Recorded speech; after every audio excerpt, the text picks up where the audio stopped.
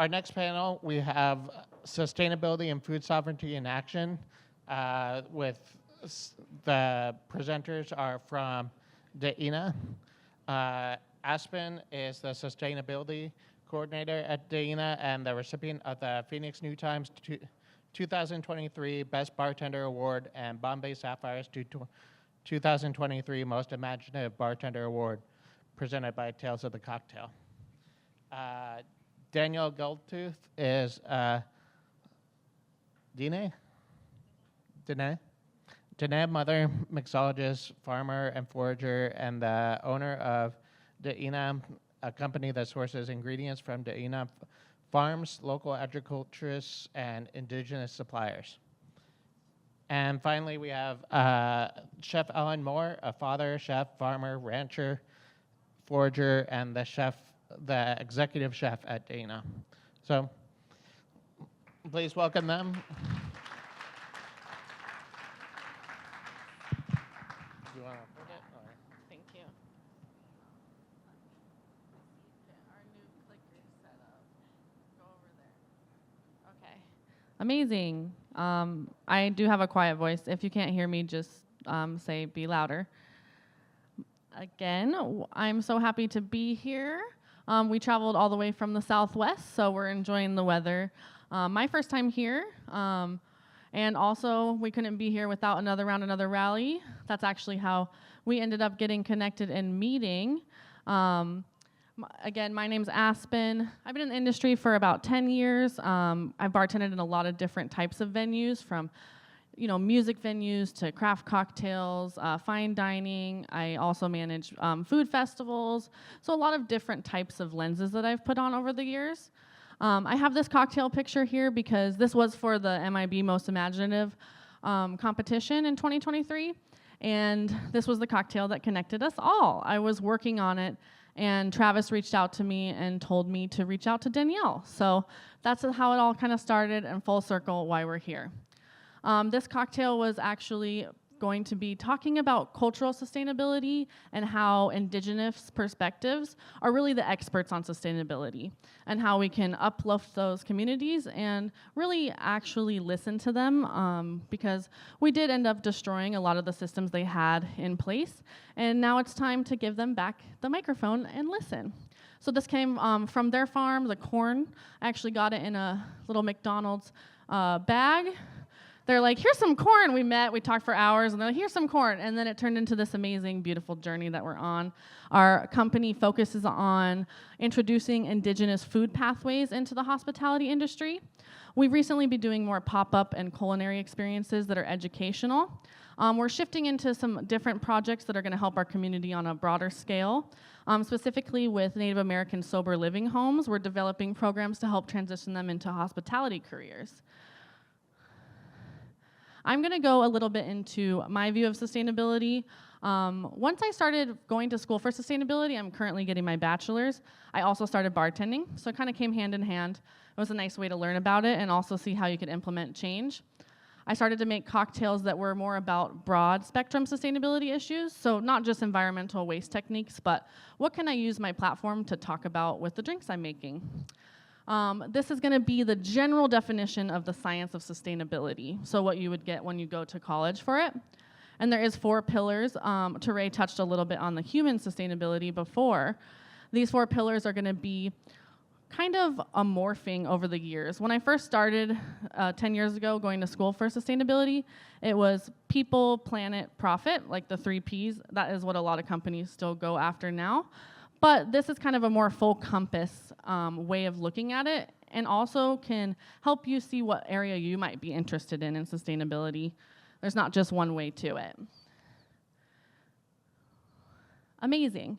So human sustainability is really about how we can improve human capital, giving people resources, making sure people can succeed in our current climate. We have a lot of different things that happened after COVID during supply chain. What happened to our restaurants was very devastating. So human sustainability is really important in our hospitality industry because we lost a lot of resources, but we can also rebuild them. Social sustainability and human are kind of interchangeable, but social really is going to relate to how cultures have a relationship with the community they're in. Does everyone have access to their food systems? Are they able to feel comfortable practicing their cultures? Do they have even a place to go do that? Especially when you're working in a restaurant, sometimes you don't know what the culture is of your coworker. So also how we can kind of incorporate and make sure everyone's voices are heard when you're working with people, and just also in general. Social sustainability is a great way for us all to deal with this global community that we're creating. We have a lot of climate change going on. People are going to keep moving all over the planet, and we have to learn how to accept them and let them be themselves. Economic sustainability, this is my focus in my degree, actually. A lot of people think it's just like, oh, my business is profitable, but I love it because it's actually redefining our relationship with profit to include social capital, to include human capital, and really just to make sure that our current system changes in a way that leaves room for all of those things.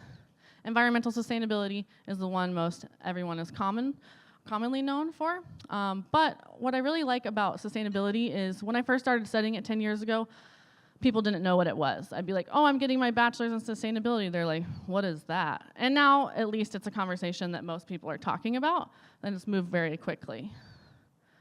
These are some examples of our current hospitality professionals exercising these 4 types. I put turning tables under social, although Teray was saying it is human sustainability focused. But I really thought of these just because they all encompass all 4 of them. They're not just doing one. But I thought their missions really outlined this. Especially, with environmental, there's so many people making huge impacts. But the little other 3 pillars that I really love is where our communities are coming from. And I think that we have an awesome opportunity as hospitality professionals to really work with brands right now. Liquor brands are on the forefront of sustainability. They're huge corporations, but they're all really committed to making sure they're transparent, which is a lot less than we can say about most of our corporations in the environment we're in. So I put Pernod Ricard's 4 pillars that was mentioned a little bit before. This is kind of an outline of how a bigger organization can achieve sustainability. And it's really great that we have these examples happening because this is a large system. They have brands all over the world, they're a global presence, but they're still able to make commitments to their community and make changes as well. And I know that some of us here are bartenders, are probably maybe even serving, whatever we're doing. It can kind of seem overwhelming to implement sustainability, but that's why you can start wherever you want. That was an example of a big brand, a big corporation, how they can exercise sustainability, and this is how I started doing it. I haven't really ever gotten the opportunity to work in a sustainable bar program because it really comes from ownership down. So a lot of us don't have control over those things when we're working in the industry. So this is how I started to make a little bit of a difference during my competitions, when I was doing menu development as well. And this is just a way you can start working with your back of house kitchen as well, or your other fellow bartenders. I find in the hospitality industry, we don't really have a lot of resources online. It's almost like word of mouth. You find out how to reuse those ingredients. Or you find one article online of how to reuse the ingredients, and there's not a lot of information out there. So this was just a fun way you can actually take a cocktail you're making and start brainstorming how to make it 0 waste. I made a cocktail. This was for the competition as well. I just did every ingredient I was making. I wrote down how much waste I had left over, and then I started to brainstorm. My favorite one was making a panna cotta out of the milk punch, which if you haven't tried, do it. It's delicious.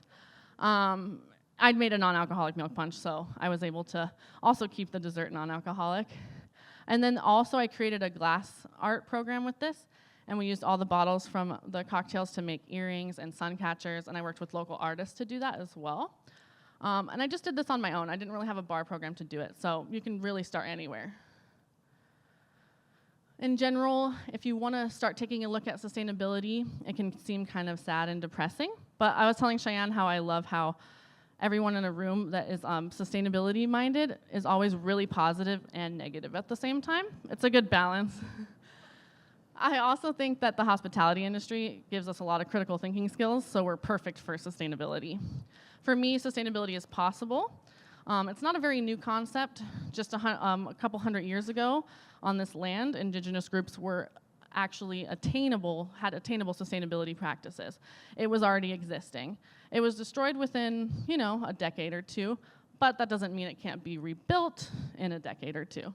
And I do think it's necessary, no matter what, not just because my ethos is we should do it. It's going to have to be that way. We're going to lose our resources. So sustainability is going to be the way we can get back to a better future. I'm going to go over one more concept that I love in sustainability before I pass it on to Danielle and Alan. And this is thinking. So a lot of the classes that I take are going to be based on thinking, which is really interesting, but it's just trying to get you to start using your brain in a different way. Our society now currently thinks on a linear thinking pathway, and sustainability is a systems thinking. A lot of the reasons why we've ended up in the situations that we're in is we're outside of our ecosystem. We don't think of ourselves as a part of it. So, for example, with fossil fuels, amazing invention, we've gotten a lot done, but nobody really thought of what was going to happen after they created it. So instead of saying, hey, we made a car, it's going to get you to point A to point B, that's great. No one was thinking what that car is going to do to the environment around it, the people who make it, etc. So it's really just a way to start thinking about everything being connected.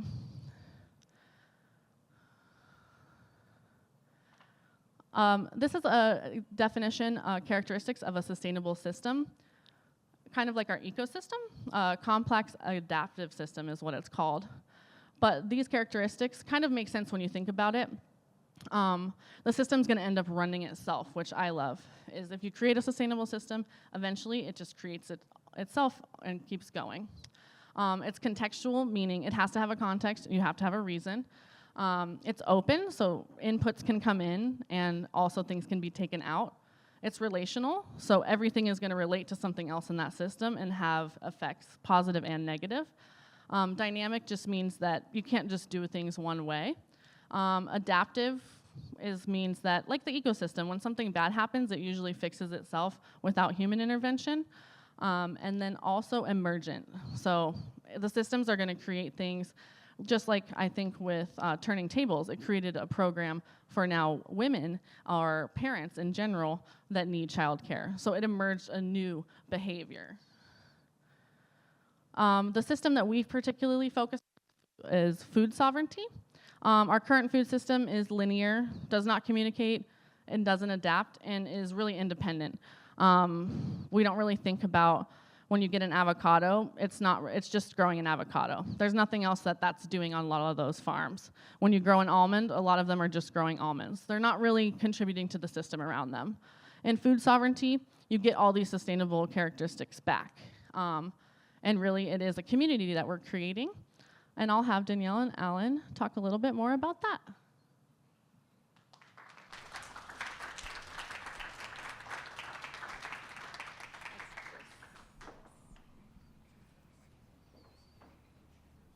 And, well, I'm actually going to hand this over to Alan so he can introduce himself first. Oh.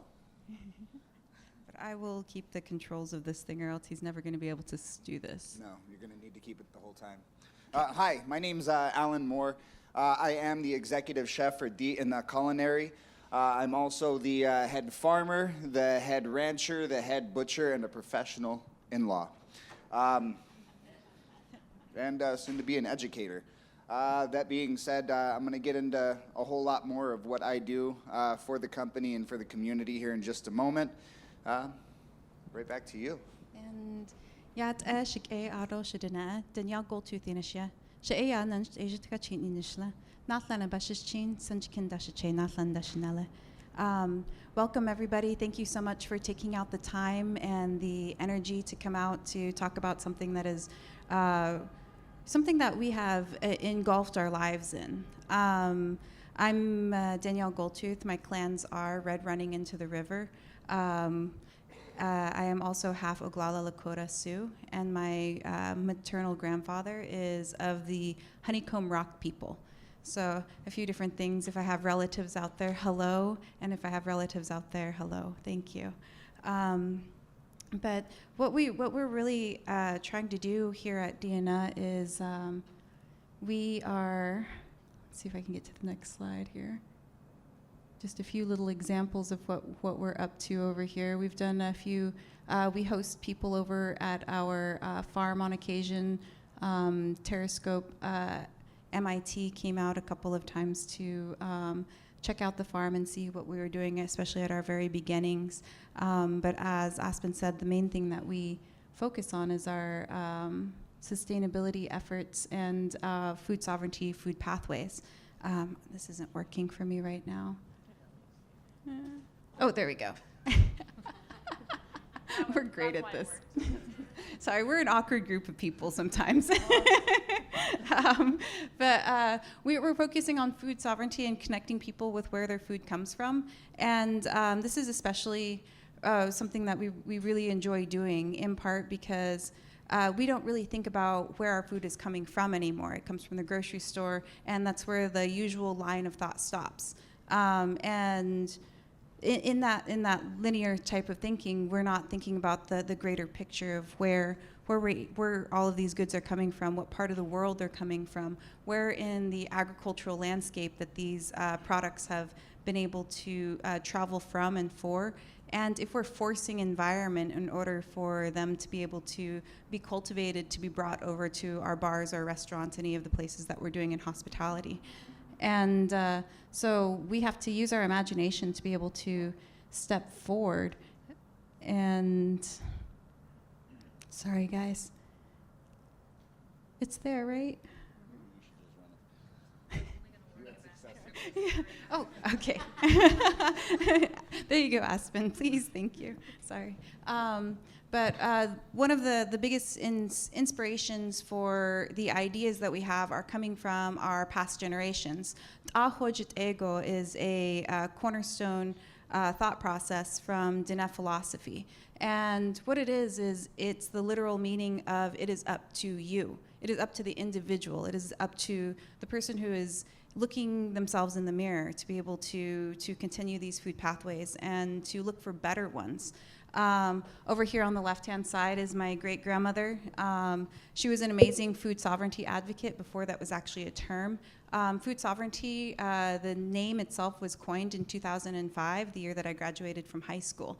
And I think that we all have a little bit of the food sovereignty activist in us, especially when we're in the sustainability realm. And then here in the center is my grandparents, Tony and Cora Goldtooth. And the two ladies here actually helped run the Not Anines restaurant in Shiprock, New Mexico. And for my great-grandmother, one of the biggest things that she was wanting to do was she actually went back to school in order to teach younger children about food pathways. So she was running this restaurant and saw a need because there was no blue corn mush that was being served to the children. And going into a Western culture, a Western society, the food pathways change completely. And with that changing completely, you end up with different types of digestional issues. What we have on the reservation is something called kamadbad. And that's kind of a more obese person, and that was based on the food systems that were there. And so when she started seeing all of these health problems happening, and the first thing that she thought about was for a younger generation to be able to do that. What we've done is we've been able to take the some Dine philosophies and be able to apply them to how we're wanting to run our programs in the future. And that thing kind of looks like really what her pillars were kind of going forward for. There's 4 bases of it. The first one, as you're coming from the east, is an individual look at yourself. What do you need? What are your needs? Kind of like the airplane, you got to put on your own mask in order to be able to help everybody else. And then as you're walking into a traditional home that is a hogan, you come over to the south side, and that south side is community. And so when you're thinking about your community, this is the thought process of a person trying to figure a problem out. You think about how it's going to affect the community. And then from the community, you go over to the family. And then how is that going to affect the family inside the home? And then on the very last side of that, you're looking at how that's going to affect the earth. And so when we look at those 4 pillars of being able to stand up on one another, then that's where that kind of comes from. When we're talking about food sovereignty, of course, you have to talk about the food. So one of the things that we really enjoy is we are able to, on the reservation, pick up wonderful, beautiful melons that are harvested in the region where we're at. And they're, the seeds that we have from these products have been in line for generations and generations. What we found is that our people have a really hard time being able to bring it to market. There's a lot of rules, regulations, and the systems in place, lots of red tape, that it makes it really hard for people to be able to bring their product from a farm to a restaurant. And there's only so many things that you're able to do. So looking into those systems we talk about starting local and seeing who your indigenous families are in those regions, and starting to help pathways to guide into our areas actually really helps with a lot of different things. And one of that is bringing capital to the indigenous peoples who are out there, in part because that capital is going to be able to help expand this food system. And these are the caretakers of these seeds that have been going on for thousands of years. A lot of them don't have the diseases that are set up from the monocropping cultures and such that happen in major agriculture and such. So looking into this portion of it is very, very important in my mind, because sometimes I look out and I see all of the genomes, the GMOs, and everything that's out there, and I always feel like we're one disease away from not being able to feed our neighbors, and that is terrifying to me.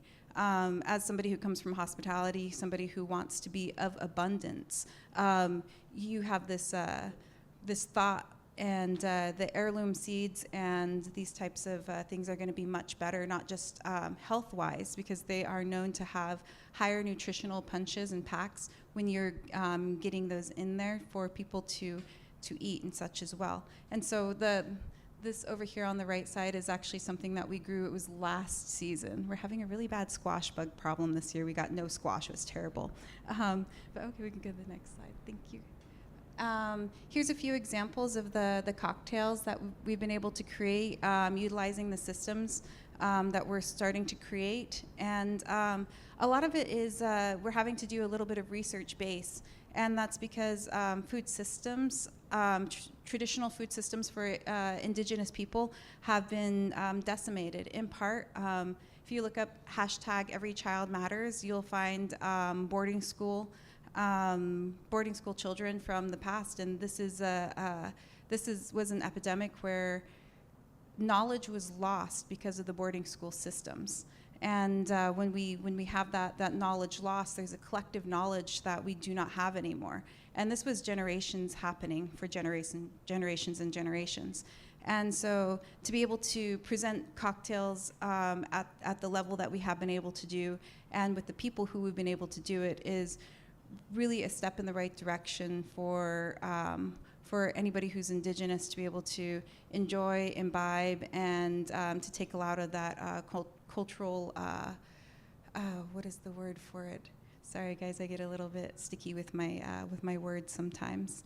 But when you're unable, the stigma or the stigmatism that comes with an indigenous person in a bar, that is something that we actually have to come into contention with a lot. And as somebody who has been behind the bar, a lot of the time when you have the knowledge to be able to go forward and such, you're kind of held back based on those stigmas and everything. So to be able to bring these cocktails to the forefront of our industry right now is a revelation in a lot of ways for our industry, and I'm really proud to be able to do that.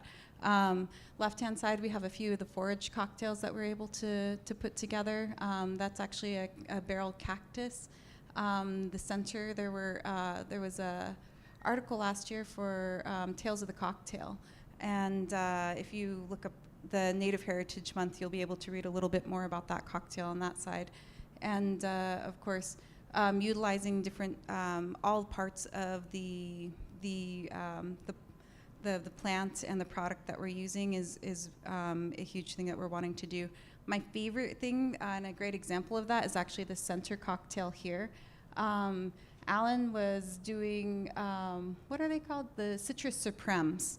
Citrus supremes for one of our things. He actually put it into a jar for me and made me this really beautiful Sonoran style a shrub. And we added that with a local wine and just made this like really beautiful concoction, kind of has that spritz and that sour to it, and I just really enjoyed that cocktail. It's one of my favorite ways that we've been able to use the inside scraps of that and making a shrub. So if you have questions about that later. And then over here on this side, we also have a beautiful little line up there with some green thread. It was picked on Navajo land, so this is Navajo tea, not Hopi. No, I'm just kidding. And then we also have over here some peaches that we had actually preserved, and some of the local spirits as well there. So it was just kind of a community in a cup is kind of what that is. Get the next slide, please. My grandmother and I are, this is the person who actually really helps and inspires me. She hates my job. She hates what I do. But she is the first person to step up and say, do you need a ride there? Do you have enough money? Can I buy you supplies? Can I buy you tools? So I love giving her a shout out, because she understands that there's important work to be done, even though she doesn't quite understand it. And so I think that that's just a huge reach up and out, is that we don't think about our elders as being sustainable people. And we really have to take that initiative and that time to be able to sit down with them. We're not going to have them forever.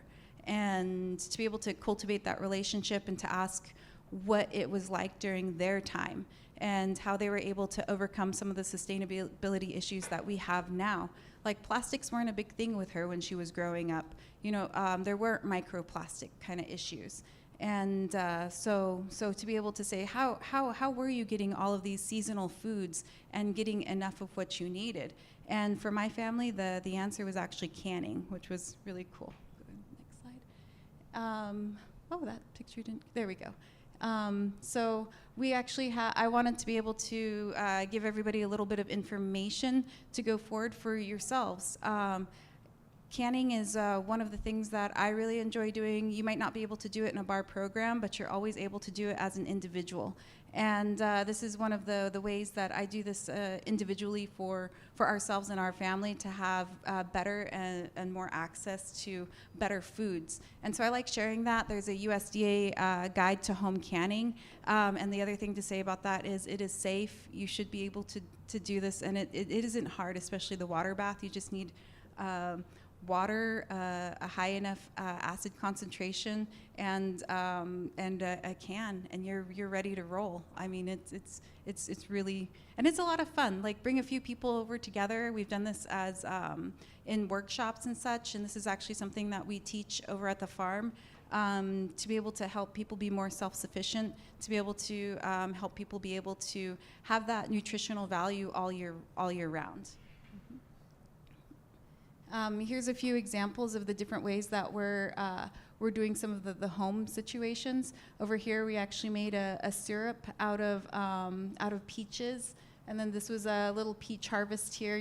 My grandma and I are always going out and picking these things, so it's a two-woman team sometimes. It's fun, and Alan's over there, like, on the side, always doing something too. Grandma's yelling at him. He's a good in-law, they say.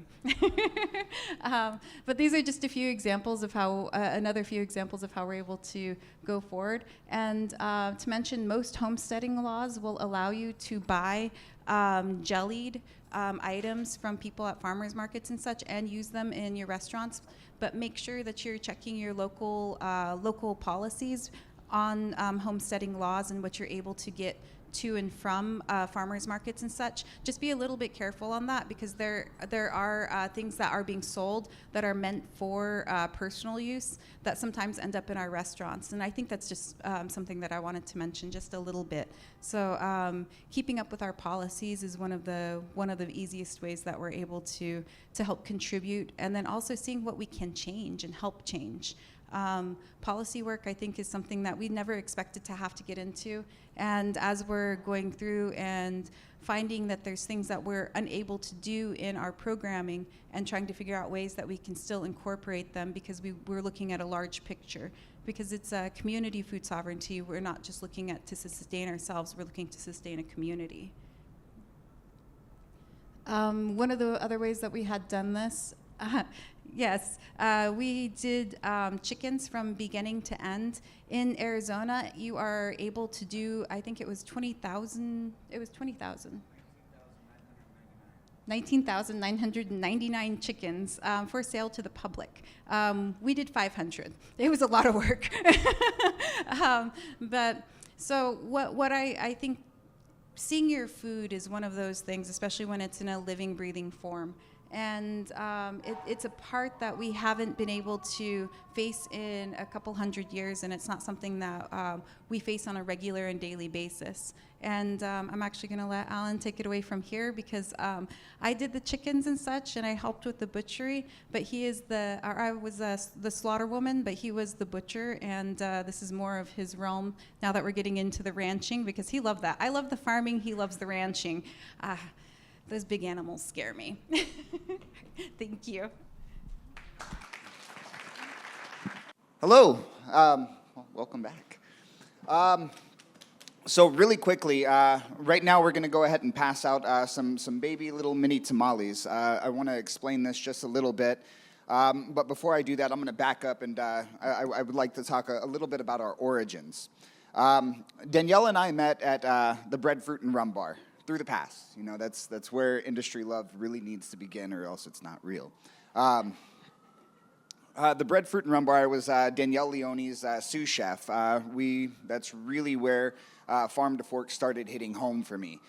We had one of the absolute best sustainable seafood programs, especially out on the West Coast, especially in a landlocked area like Arizona.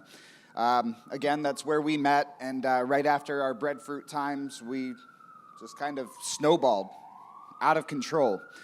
So this tamale here, the way Danielle and I had worked it is we especially around the COVID area, we started seeing the issues with our food supplies, meaning we were going into grocery stores and we were seeing empty shelves of everything, whether it's produce, beef, chicken, everything.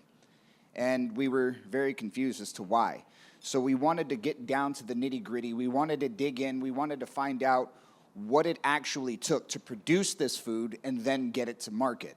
So I got out of the kitchen and we actually got to work. One of our first steps was here at a small family-owned ranch with a slaughter facility. At this ranch, Danielle and I and our two daughters were running anywhere from 160 to 180 head of cattle, 200 sheep, 300 chicken, and about 60 pigs, all by ourselves. We would take care of these animals. We'd look them in the face every single day, making sure, of course, the water was taken care of, the food was taken care of, but there really is so much more just to dealing with living animals. We started figuring out the little nuances there, which brings us directly to the tamales here. I was actually intending on bringing out something called pemmican for you guys today. What a pemmican is it was one of the original superfoods, one of the travel foods from up here in the northeast part of what's called Turtle Island. What that consisted of was a jerky-like substance. You would take the meat, you would dry it out, season it, dry it out, mix that back with a rendered fat, berries, and nuts. So in order to make this happen, we got a sheep. Brought this sheep home. Longer story on how we got the sheep. We're living on the reservation, so it's a lot of barter system. Brought the sheep back, looked at it, knives all sharp and ready to go, looked at this lady, and she was pregnant. So she got to stay in life. Instead of stringing her up, we went ahead and we built her out a little pen, and we just completely changed out everything that we were looking at doing. So this week, we've actually been harvesting a lot of our corn, taking this corn, and we've been producing something called steam corn, nishjiji, on the Navajo Nation. What that is that's a method. Oh, it's further. That's a beautiful mushroom. Here we go. This picture here, this is our steam corn pit. What the Navajo have done for generations and generations in order to preserve this corn is they'll take it in bulk. I'll keep this fire lit for probably about 8 hours a day, scrape out all of the coals throughout the process, make sure that all of the ash is out. We'll put a thin little layer of corn stalk on the bottom, fill that up with the corn cobs, and we'll put a brick there in the square spot. There's another little square spot up here where the smoke comes out of, so we'll have to fill those both up, and then we'll just completely coat everything up with mud after we pour about 5 gallons of water into that guy. So what happens through that process is it picks up a lot of moisture, picks up all of the smoke, of course. The next morning, we'll pull that out, and we'll dry it. Once that's dried, that product stays pretty much indefinitely. I've never heard of any steam corn going bad. So it's a preservation that the Navajo people have been using, again, for generations and generations. Now, in this process, I started to look at all of this coal, all of that ash that we just had no call for, no outlet. Started doing my research. We're burning a very specific wood in here, and I did find that the wood that we are burning in there produces a lot of lye. So we took that ash and we nixtamalized some of the corn that had gone too far in the process to be steamed at that point. So we took that nixtamalized corn. Right outside of one of our cornfields, we have a couple of apple trees. We took those apples, cut them in half, smoked those apples, mixed that with some piñons that we foraged a little bit earlier this season, some black walnuts that are local to Arizona, and we made these beautiful little tamales. Do you want to go all the way back now? Yeah. I told you, we're awkward enough that I'm just going to be all over the place. There we go. Now, like I said, it has been our goal for the longest time to really reconnect with our source of our food. And we feel that that's important because that's our entire environment, whether we're talking about the food and beverage industry, whether we're talking about the textile industry. No matter where you turn, we're looking at agriculture. Currently, I think it's about 3% of the United States are farming. 3% of the United States is responsible for every single thing that goes on these plates, everything that's going in these glasses, and everything that's on our backs. And we're letting them down. The reason I say this is in order to fill these gaps, we've started to look at a lot of these larger industries, larger cow factories, chicken factories, where we're stuffing as many of these animals in as we can. Danielle and I, we have a saying. We feel that if you're willing to eat meat, you should be willing to look that animal in the eyes at least once in your life. We feel that as a community, as a society, due to the fact that we've kind of shunned that particular process, we've pushed that onto somebody else, we don't see that. We've lost empathy for the animal that we're putting on the plate eventually. And in the empathy that we've lost for these animals, we've started to lose empathy for our fellow man, for everybody around us. So we do feel in a very strong way that reconnecting ourselves back with our source of food is also reconnecting ourselves with the earth and with the people around us. I want to go on. One of the ways that we do reconnect with the earth, and I highly suggest everybody should go for a nice little hike. Everybody should disappear into the forest, into nature, learn what's around you. Danielle and Aspen have both talked a whole lot about the systems that were here before. And the systems are still here. We're just relearning how to use these. This mushroom right here was actually from a recent burn area. We were out collecting wood from one of our projects, and we found this beautiful specimen here. It's a purple-gilled furry cap. Silky sheath. Why are you going to do me like that? So, this is a purple-gilled. It's a rose-gilled, shaggy sheath mushroom. It's actually very rare. They don't pop up a whole lot. They pop up. They love burn areas, and they love rotting wood. This just happened to be in the area that we were out collecting wood. We were able to collect a couple of bullets in that area that day. But it's beautiful. If you ask most people nowadays which mushrooms out there are edible, they're all going to tell you just don't. Don't bother. Don't eat a single mushroom. They're all going to kill you.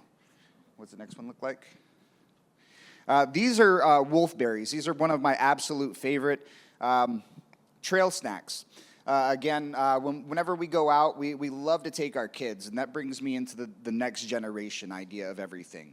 Everybody sitting in this room, we can pass as much information and as much knowledge here, and it's all going to be helpful. But unless we're handing that back down to the next generation, specifically the generation that's going to take up after us, everything that we're doing is just going to be whitewashed all with the corporations. These are wolfberries. Wolfberries are a superfood. They grow local out in the southwest desert, and again, that really draws to the fact that each different area that you're in is going to provide something different for you to forage, and it's always something that you should study into before you just go out there and start popping things in your mouth. Similar to goji berries, which is cool. Yeah. We have goji berries out there too. Yeah. Back to mushrooms. So here recently, this is actually a very recent picture. We had the ability to go out and start foraging for some chanterelle mushrooms. Is everybody familiar with chanterelle? Right. Yeah.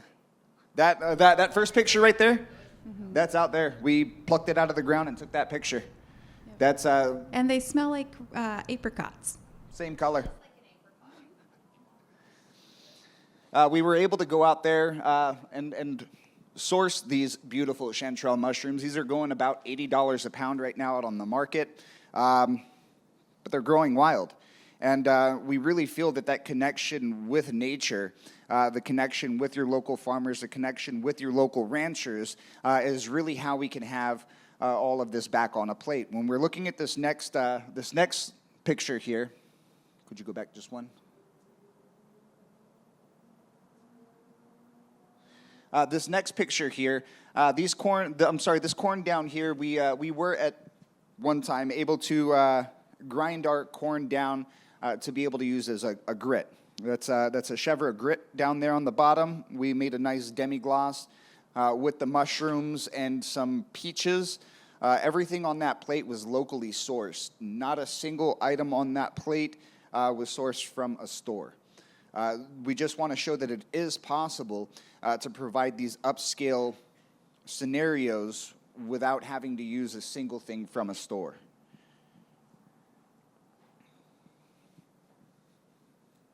Yep, there's the Three Sisters.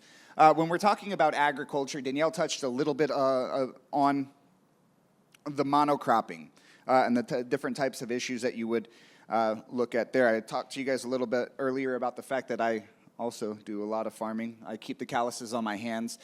This particular plot here is what's known as a Three Sisters plot. The Three Sisters plot is very important, especially for the indigenous people, and it should be very important for all of us. What the Three Sisters plot does, what the Three Sisters plot is corn, beans, and squash.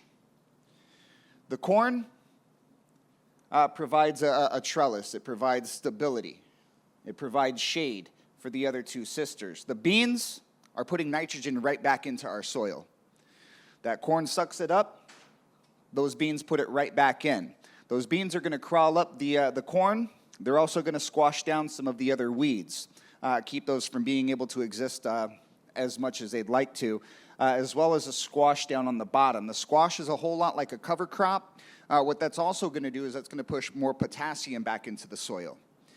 Now, with these three crops right here, you have a complete diet.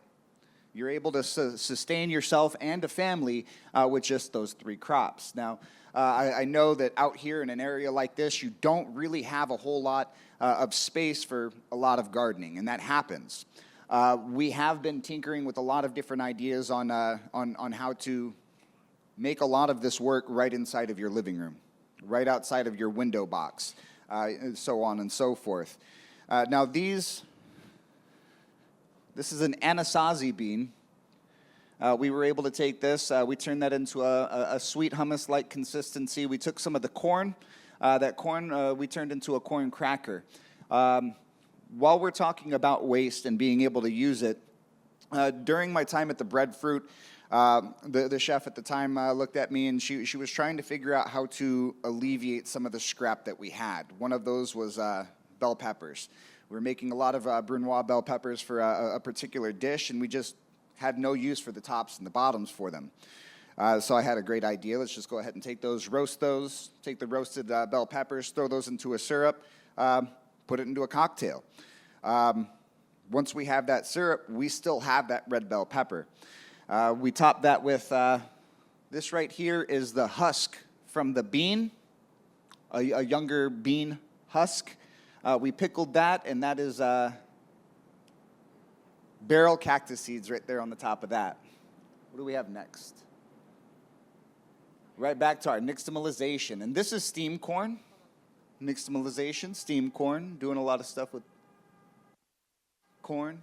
I'm telling you, I have so much corn. Right now I'm growing about 6 acres. Well, we're responsible for 2 acres, and then her grandparents decided that they wanted to show us up and did a whole 4 acres, and then called and said, hey, we have too many weeds. Come on over.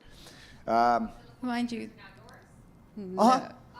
See, what it means to be an in-law is all of their work is also mine. All of it. In the Navajo culture, whole long story short, in Navajo culture, a woman owns the land. The woman does not move from the land. The man, when you're getting married, you'll bring nothing but your saddle and your horse. You'll go there, and your job at that point in time is to build on that land and build for the future. And if I was to ever be put out, she'd take my saddle and she'd say, I'd take that saddle, put it on my horse, and we'd go. I have a horse now, too, and it's awesome. Oh, yeah, I'm taking my horse. Yeah.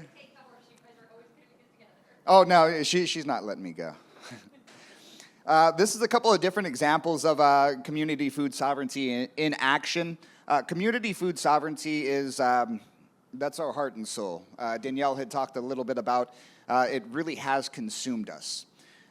Every aspect of our life at this point in time has gone into community food sovereignty, and as it should. That really speaks volumes on the fact that it is all-encompassing. Community food sovereignty is in every aspect of our life, whether that's the networks and the connections that we make, the food that we're putting on our plate, and where we're sourcing it. Right now, we're very lucky to live in an area where there are so many farmers, so many ranchers. We are living on the reservation, so I understand that it's not going to be quite as easy to talk to your neighbor who has 60 sheep at any given point in time.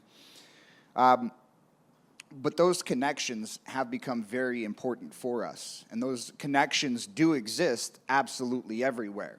If you're having trouble finding these connections, if you're having trouble finding a local farmer or a local rancher in your area, go to the farmer's market, walk around, have conversations.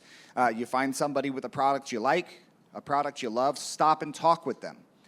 If you find a farmer who's doing kind of something that you want, but you want a specific type of microgreen on your menu, talk with them. They would be more than happy to put those seeds down.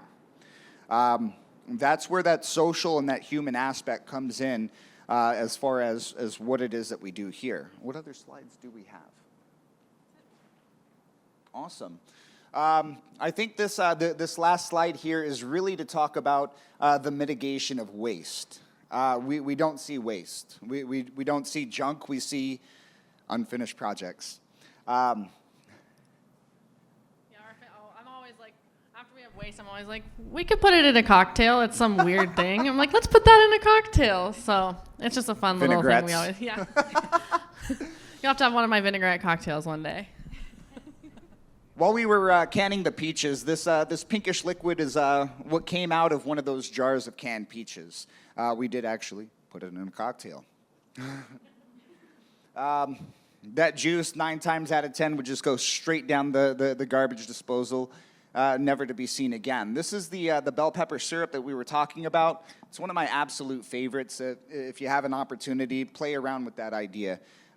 You'll probably come up with something that I've never thought of just based off of that. This here is from while we were in the slaughter facility itself. All of this, when we got there, it was atrocious. So what they would do is they would go out into a little part of the desert that they had owned, and they'd dig a little hole, and anything that they weren't able to sell to the public, they threw in that pit and they kind of buried it over. And that hurt me, really hurt me to watch one of those animals go down, get cut up, and then so much of it just buried, forgot, disrespected in that manner. So Danielle and I took it on ourselves to find ways to bring those to market. Yeah, maybe a human isn't going to be able to eat that bone. However, if we throw it in the smoker for a few hours, it's going to be nice and crispy, and a dog is going to love it. And that also brings me back to talk to your kitchen. I'm not quite sure how many servers versus bartenders versus kitchen folks that we have back here. But while we're talking about the community and we're talking about the artistic expression here, I can't stress enough to talk to your kitchen, talk to your bar, talk to your distiller. I can't even begin to express how many times I myself, as a chef, have gone down to the distiller and said, hey, we just came up with an amazing idea for this dish. Can you make me a limoncello? Yeah, absolutely. Okay, I'm looking for it here in about 2 weeks. Yeah, I'll start right now. I have a whole case of lemons down there I have no idea what to do with. Meanwhile, we just 86 lemons from the line because that conversation isn't going. That conversation that we should have open between front of house, back of house, middle of house, should also go all the way out to our farmers, to our ranchers. I feel that once we close this circle, once we start communicating with each other, once we start talking with each other, we're going to find a lot of crossover. Farmers have a lot of needs that we as chefs can provide. At the Bread, Fruit, and Rum Bar, we started a program where all of our waste, all of our food waste, saved from the chili peppers and any alum, would go straight into a bucket. We would take that straight out to a pig farm. Those pigs would end up on our plates. And again, that's food waste that's not going out to a landfill. Simple things like changing out plastic. If you have plastic anything that's, what's the word I'm looking for? Expendable, there's something that we can do. Every single one of these tamales out here, they came with their own packaging. They came with their own plate. We did bring out the plates just in case, the little crumbs started falling everywhere. But when you use that creative process and you use the creative process from all around the house and all around the farm and the ranches, there's a million different little ideas that we can use just to make ourselves that much more sustainable. And with that, I believe we're on questions.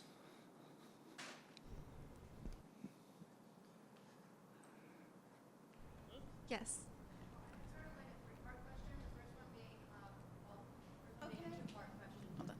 Can I give this to Cheyenne's going to give you a mic. So my question was, on your 4 acres of land that you steward, how much of it sustains or contributes to your business's viability, as well as what is it that you guys plant, if you don't mind me asking, aside from corn, as you mentioned? So that's an easy question, but not an easy question at the same time. As far as what we plant, that's no problem. We have a lot of corn, as I said. We're also growing okra. We're trying to grow a lot of our own herbs, greens, refuge. We have a few different types of melons down.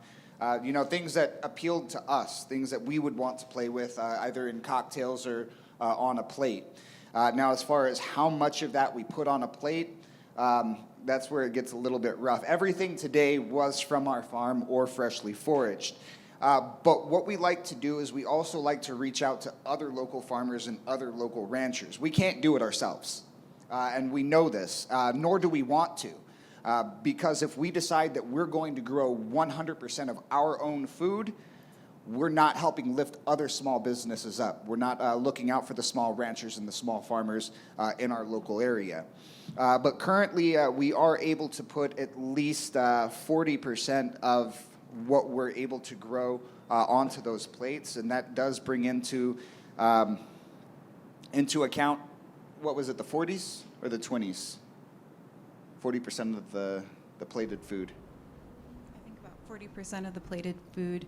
But the other thing that happens with the offshoot of some of these products is being a part of community food sovereignty also encompasses being able to bring traditional products to places that urban natives are at in order to make sure that they stay connected with the earth and they're able to get that product to them. So the steamed corn that I'm laying on right over here, they consider it Navajo gold.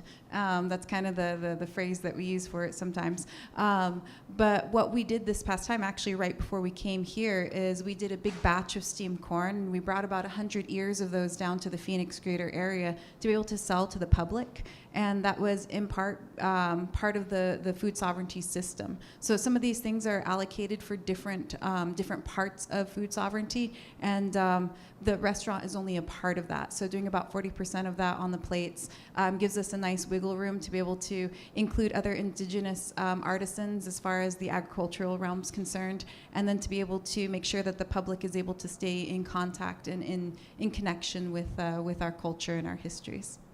It's really awesome. It actually sounds kind of like you guys, like what you're doing in a functional way is kind of taking that micro hunter-gatherer society process of each person does one focused area of job, have to do way less work, and yet everybody is still more supported and have more freedom and room to actually exist and live their lives.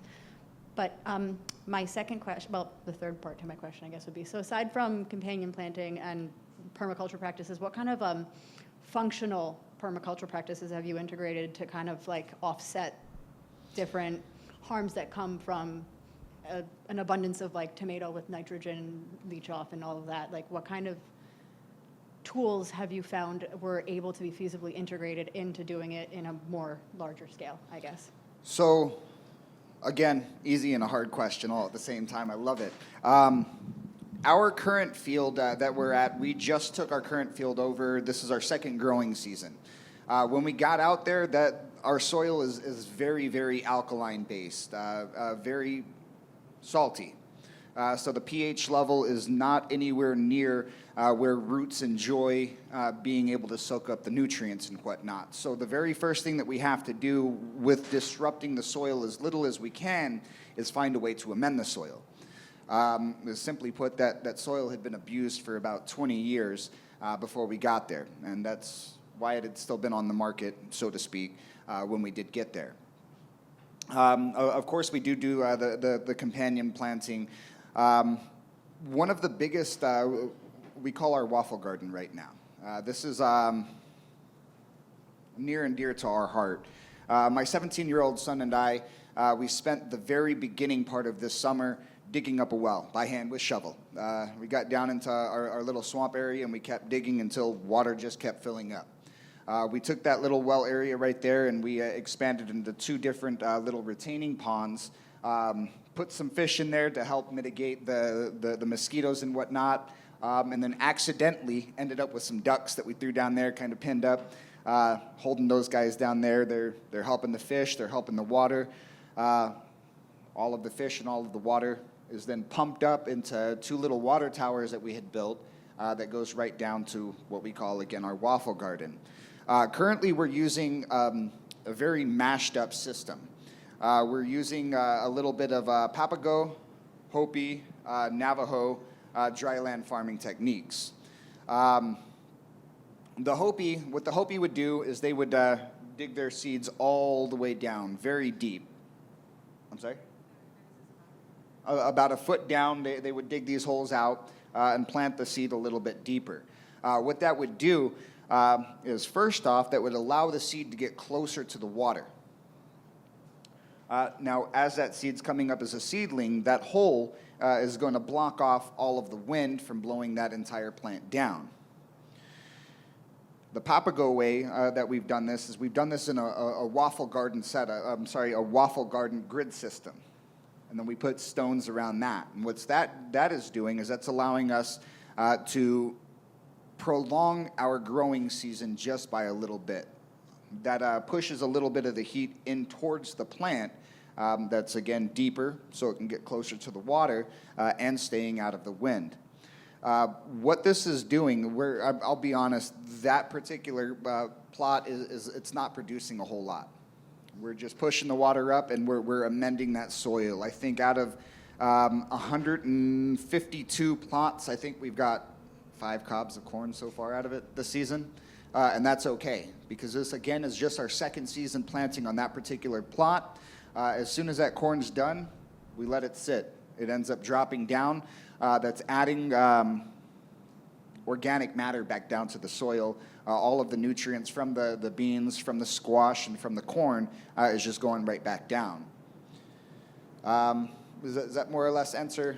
And I think a good part to that too would kind of what I was mentioning before. When the colonizers got to the United States, or previously now known as the United States, there was a lot of permaculture that had been established over thousands of years. So they thought it was kind of just this like bountiful land, but there was a lot of hard work that went into that. So a lot of the work that is going on our farm is kind of trying to trace back that knowledge and create that permaculture. It was already done before, so it can be done again. It's just a lot of their work is retracing that knowledge because it's been lost. That's actually what I was going to add, is that when we were talking about the systematic boarding schools and the oppression that Indigenous people faced, is that a lot of this knowledge was lost. So what we witness on the Navajo Nation right now is a lot of linear and large fields that are usually monocropped at this point in time, and coming back down to Indigenous knowledge is really tough because it's been ingrained in a lot of the agriculturists that this is the way that we're supposed to do it. So we get kind of sideways looks from people sometimes, and some people just come up to us and they're like, "We're just so proud of you," you know. So it's kind of a mixed bag of kind of emotions going through with even the farming and such.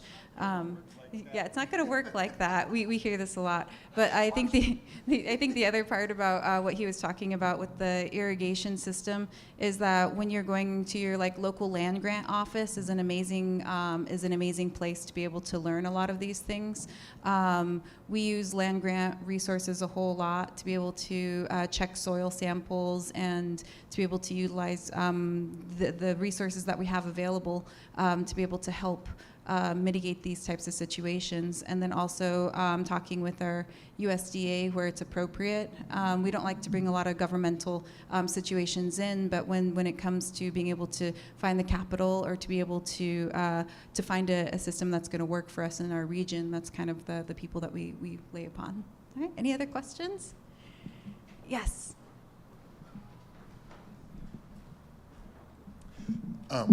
You said that a lot of that tradition is lost. Is there like a part built into your model that incorporates like an educational component that moves it forward to other people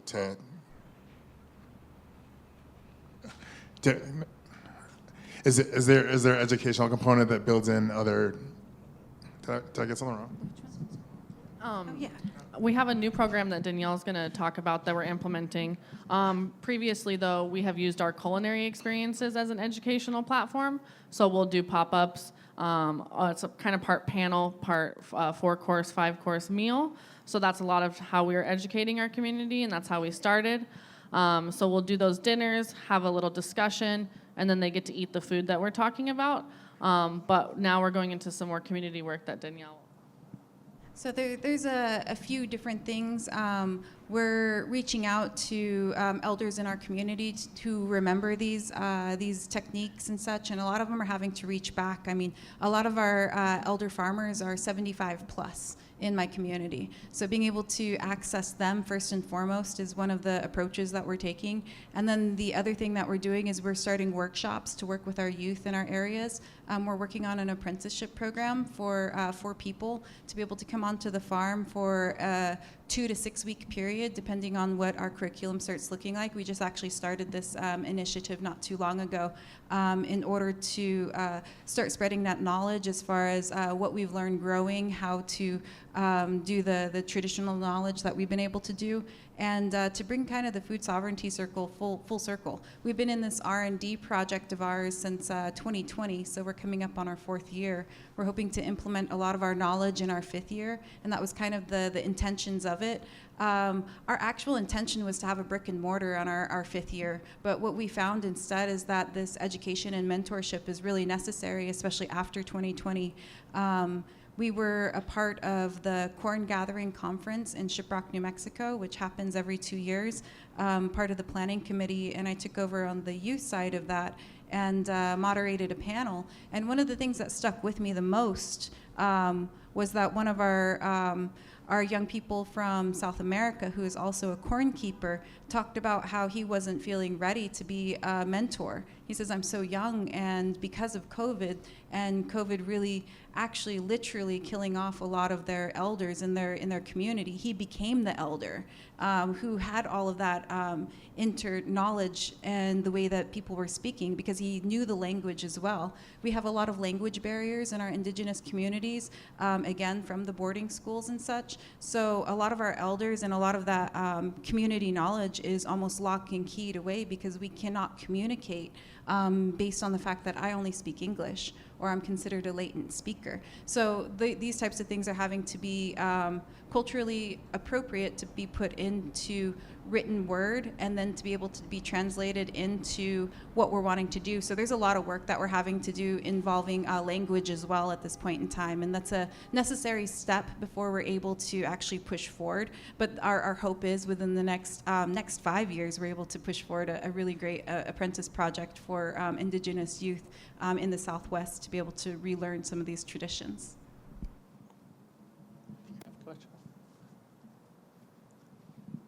Any other questions? Is it specifically only going to be zoned towards Indigenous youth, or are you going to open up that program to all people to educate them for that purpose? I think what we're wanting to do with that, the question was if we're wanting to gear this just to Indigenous youth, and that's a 2-part answer. Some of that knowledge is going to be very culturally relevant only to Indigenous people and Indigenous youth, and it's not about gatekeeping as much as trying to make sure that knowledge first and foremost goes to the people who it's going to be most relevant to and for, and it's going to impact the most. And then the second part to that is we do want people to be able to come over and enjoy the hospitality, Indigenous hospitality. And I feel like the approach to that is going to be very different and more on a consumer level. Okay, one last question and then we'll break for lunch. So I'm interested in getting your specific ideas on what community and specifically local food sovereignty would look like. What specific guidelines that you guys would have, like specific things that you guys do. For instance, you cook the bones. You mentioned farmers markets. That's a very, very universal thing. Treating animals with rights and with respect and integrity. So animal husbandry and farmers coalitions. That's there's a national coalition of farmers in the U.S. And then canning food. Are there other things that you guys believe are necessary to making food sovereignty? Something that is no longer looked upon as, that's something that only white people do, or only people who have the money for it, only people who go to farmers markets and can pay $8 for a tomato for it. Right. Because that's a conversation that, I think that is often had in a very superficial kind of way.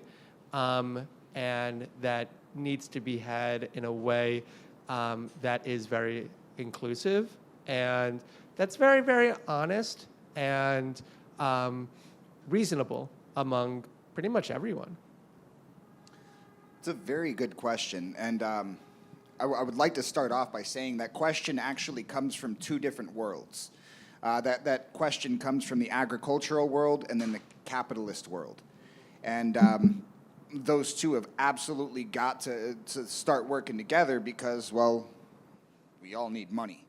That's the way the system is set up. So in order to beat the system, per se, we've got to work in the system. We've got to work for money at this point in time, which leads us right back down to what is community food sovereignty.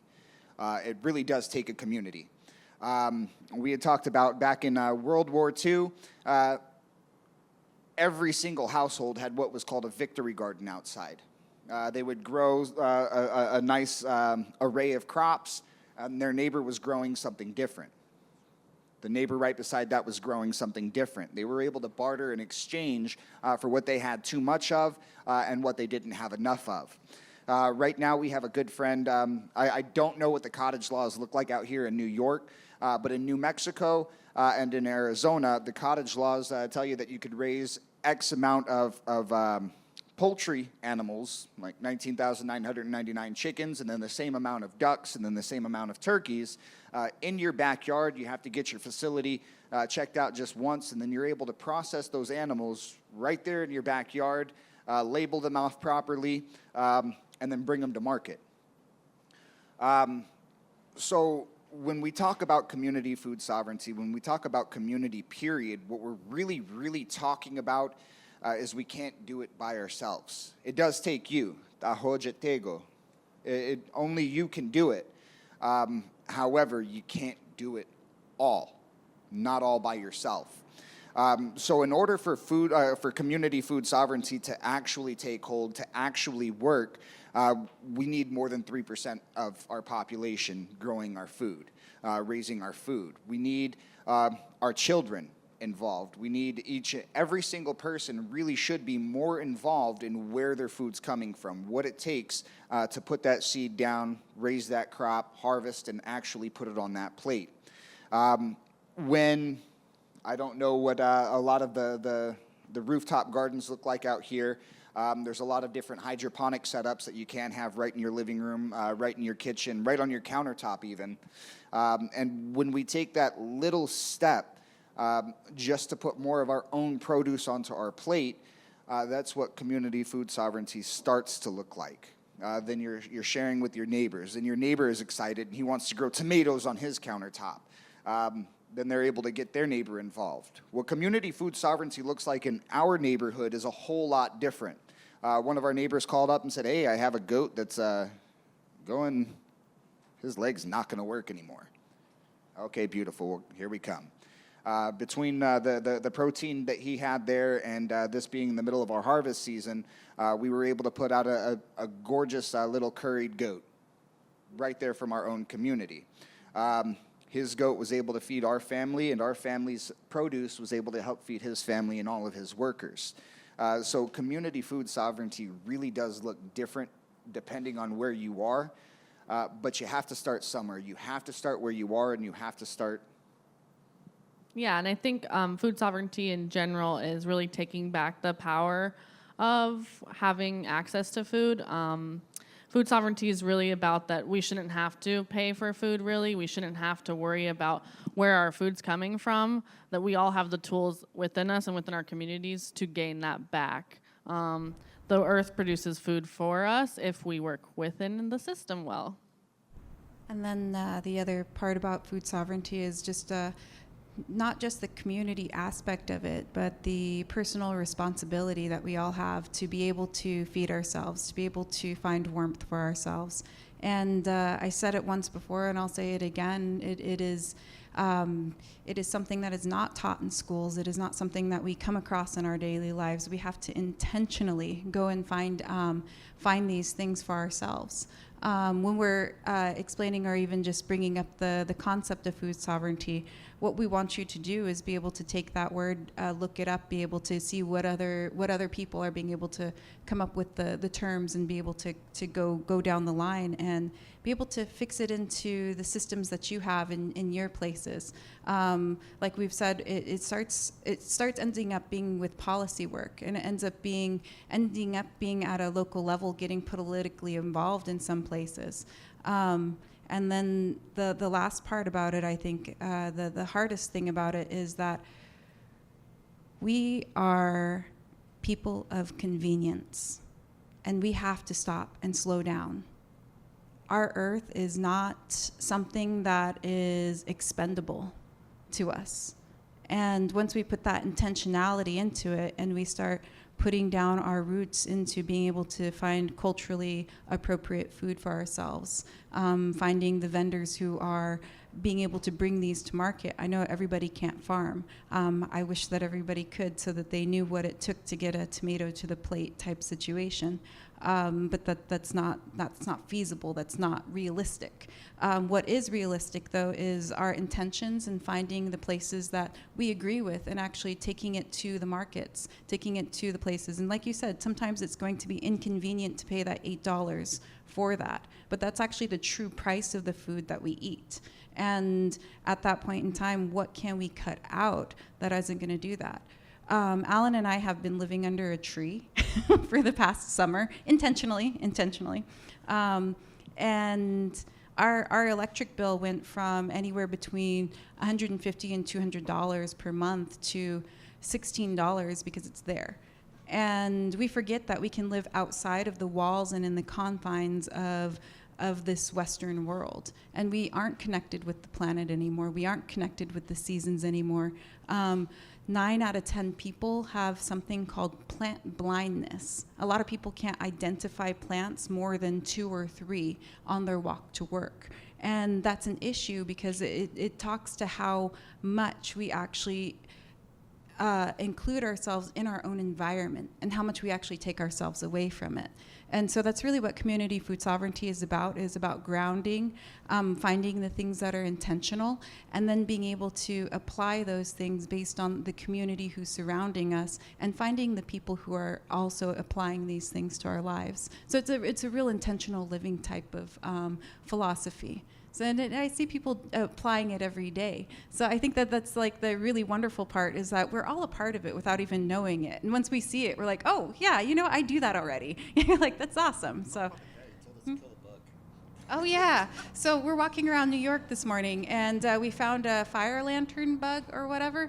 And I was looking at it. I've never seen one like it. Yeah, we're taking a picture. We're like, this is so cute. It's so pretty. And he comes over. He's like, it's actually a game. You stomp on them every time you see them. Yeah, they're invasive. So. Yeah, they're invasive. And so, like, he told us about it. And we started looking it up. We started looking at the things, and now we're intentionally looking for them. And that's kind of what we're doing with community food sovereignty, is we're spreading the word about it. And now we're finding the paper lanterns, and we're finding the problems, and we're stomping them out one person at a time. And became an activist without knowing it. He's like, that's a game, do it. We're like, cool, all right. We'll ask questions real quick. We'll look it up.